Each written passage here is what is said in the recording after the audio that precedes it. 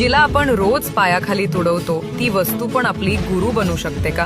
तर दत्तगुरु म्हणतात, जी गोष्ट सर्वात खाली आहे तीच खऱ्या अर्थाने सर्वात श्रेष्ठ असते. गुरुदत्तांचे 24 गुरु आहेत आणि त्यातील एक म्हणजेच धरती माता. एकदा श्री दत्त हिमालयाच्या दिशेने प्रवास करत होते तेव्हा त्यांनी पाहिलं, एक शेतकरी आपल्या रानात नांगर चालवत होता. नांगराचं टोक मातीत खोलवर जात होतं, धरणी फाटत होती, पण तरीही धरती माता शांत आणि स्थिर होती. तेव्हा दत्तगुरूंनी धरतीला विचारलं, एवढं सहन करूनही तुला वेदना होत नाहीत का? धरती मातेनं शांतपणे उत्तर दिलं, सहन करणे हाच माझा धर्म आहे. मी सगळ्यांचं ओझं उचलते कारण तेच माझं कर्तव्य आणि स्वभाव आहे. तेव्हा गुरुदेव दत्तांनी धरतीला गुरु मानलं आणि तिच्याकडून 3 अमूल्य शिकवणी घेतल्या.